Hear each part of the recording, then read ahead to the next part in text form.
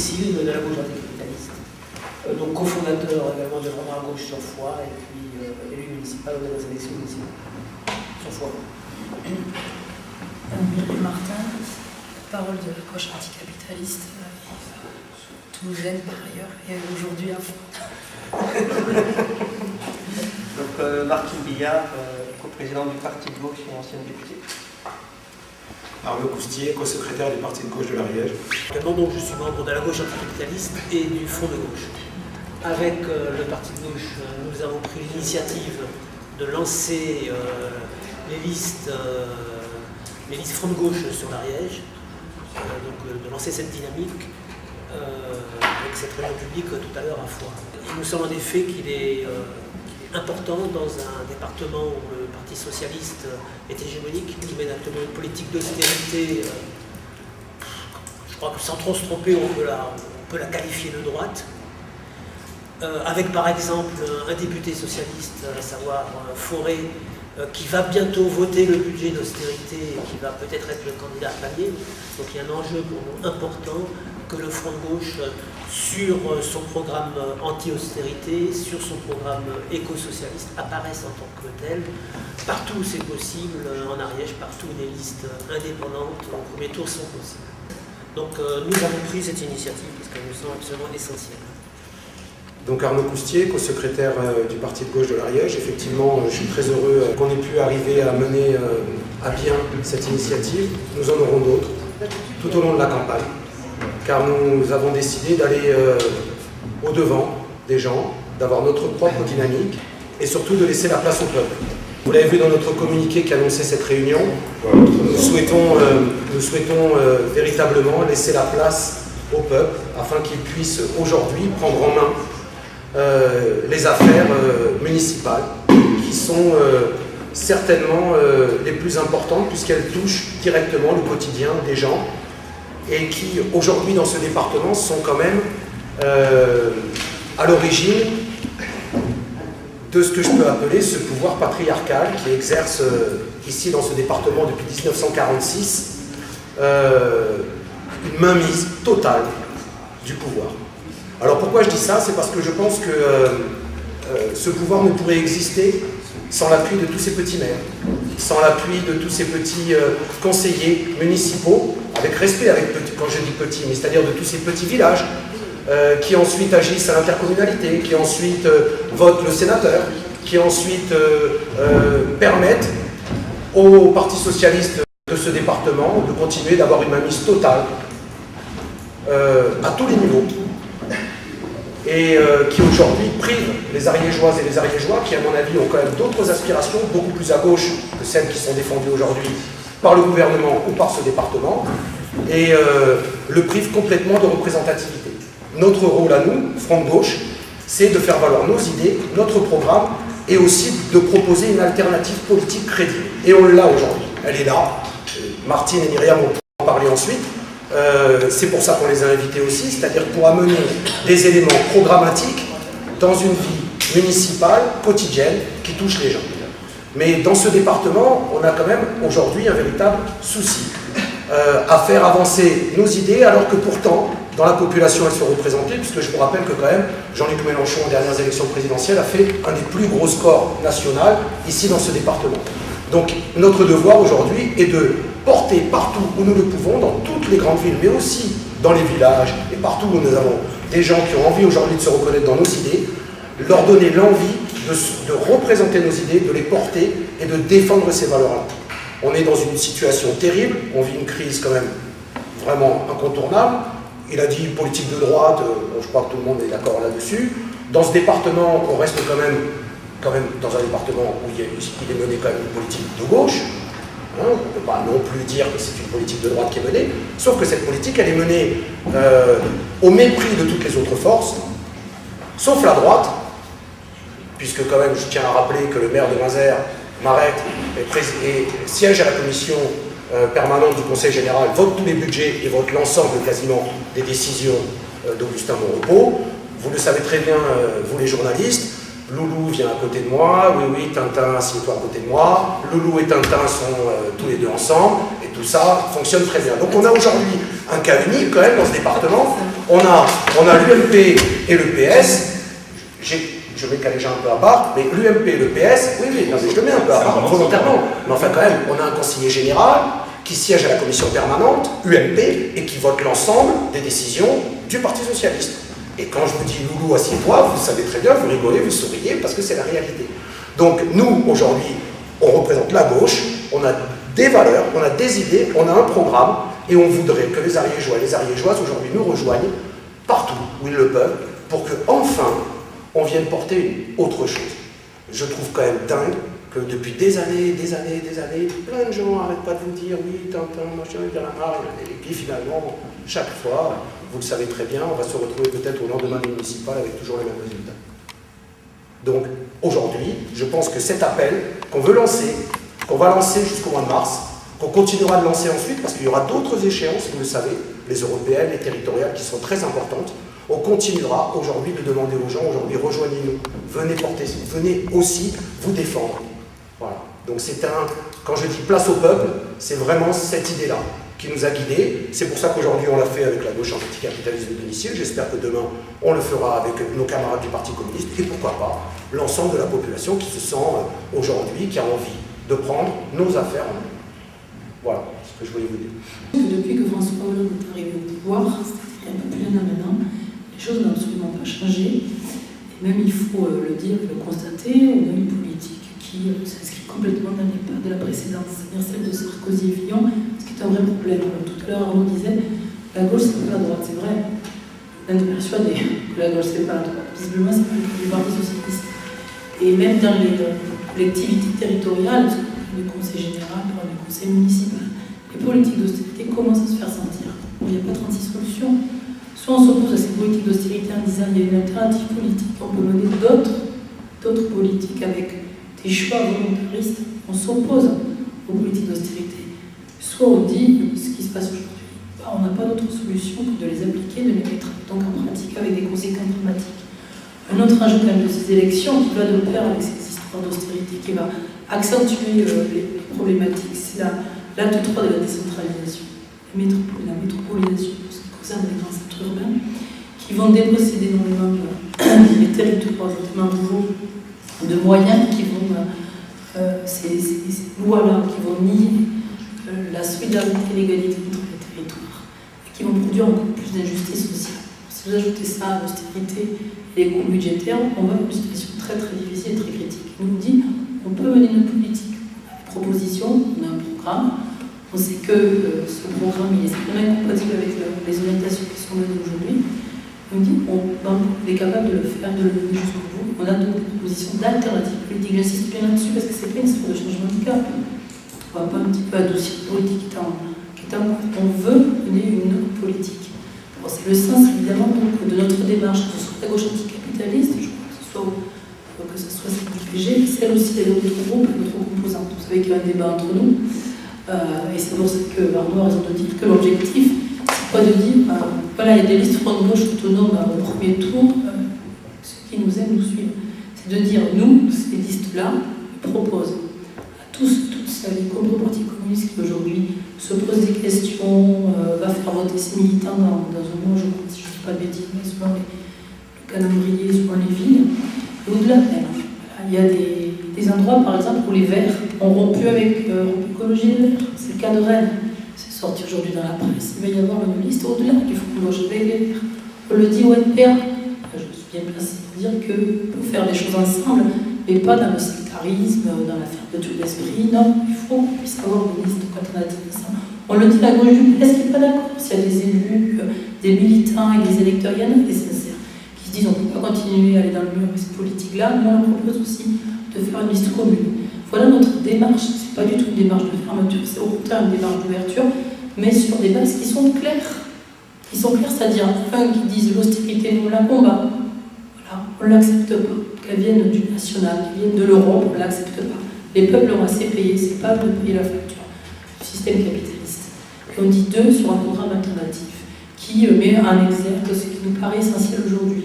Par exemple, la question des services publics.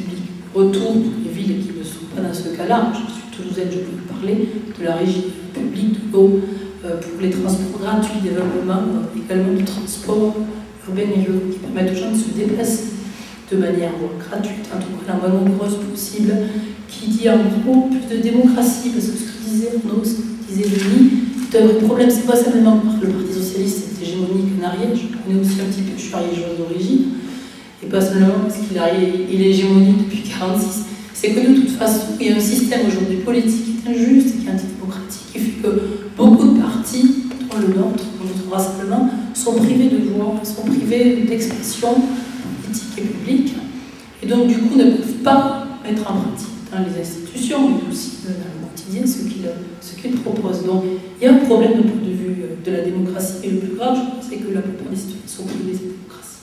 On les consulte chaque 5 ans, puis c'est tout.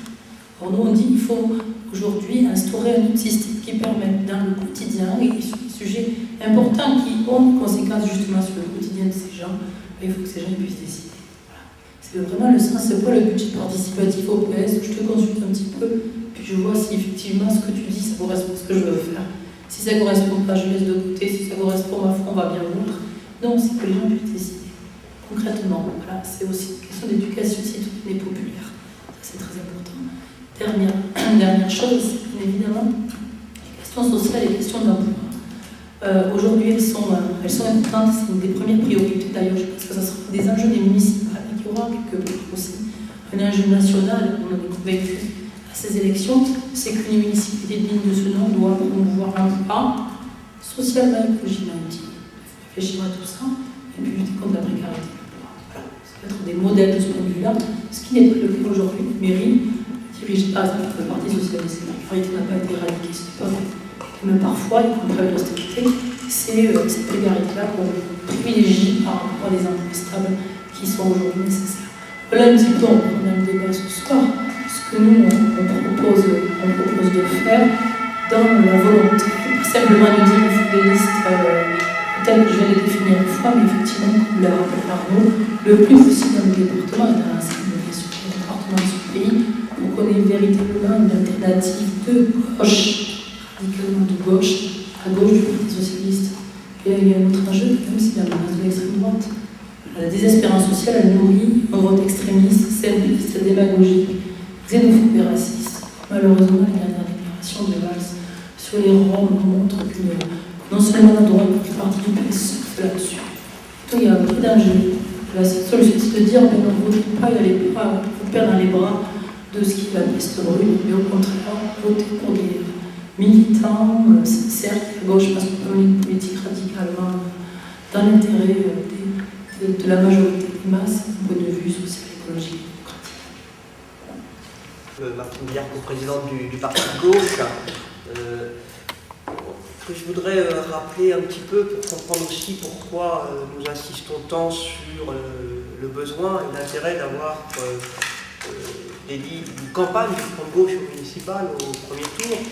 On se rappelle finalement que la campagne du Front de gauche au présidentiel, avec le candidat Jean-Luc Mélenchon, avait recréé de l'espoir dans notre pays. Nous avions su casser un peu le sentiment d'impuissance très en plus entretenu par les médias et par les grandes forces politiques sur le thème il n'y a qu'une solution, on ne peut pas faire autrement, il faut être raisonnable. Nous avions été dans la campagne capables de démontrer que non, il y avait d'autres politiques possibles et que le Front de gauche avait des propositions qu'il s'engageait à les mettre en œuvre. Donc ça avait redonné de l'espoir, on l'a vu avec l'importance des mobilisations, que ce soit le rassemblement à la Bastille, à Toulouse, à Marseille, des meetings, bon, et y compris, je dirais, quelque chose qui nous a beaucoup frappé pendant toute cette campagne, la joie aussi, c'est-à-dire le bonheur de retrouver cette envie de se battre pour un monde meilleur. Les électeurs qui ont voté au premier tour, que ce soit pour Jean-Luc Mélenchon ou pour Hollande, mais qui au second tour ont voulu chasser Sarkozy, voulaient non seulement chasser Sarkozy, mais chasser les politiques de Sarkozy. Malheureusement, à l'heure actuelle, ils ont parfois l'impression qu'ils ont chassé Sarkozy, mais pas les politiques.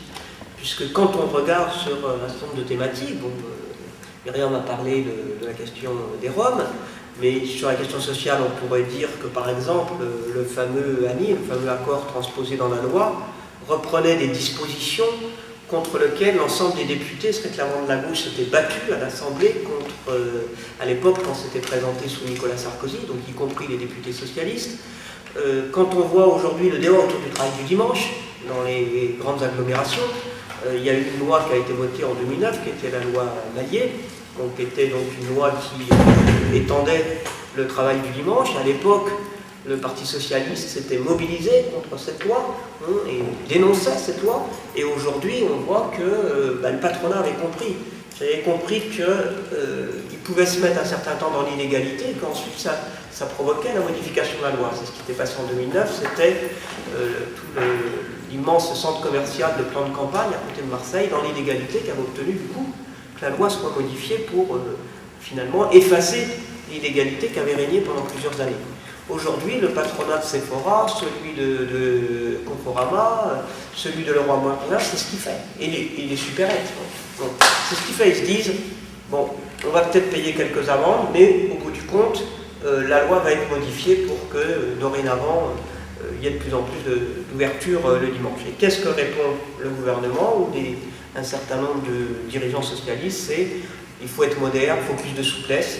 C'est la doxa libérale de nos jours, c'est il faut être moderne, il faut être souple, et en fait à chaque fois c'est le même résultat, ça veut dire bon, les travailleurs doivent avoir des conditions de travail dégradées, tout ça pour en plus ne même pas gagner plus, contrairement au fameux slogan.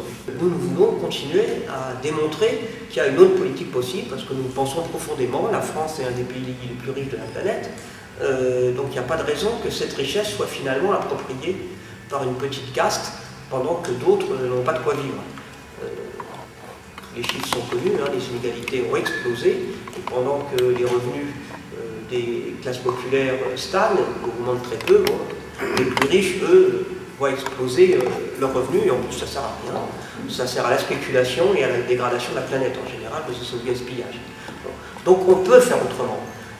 Notre peuple en est convaincu d'ailleurs, mais il cherche comment faire.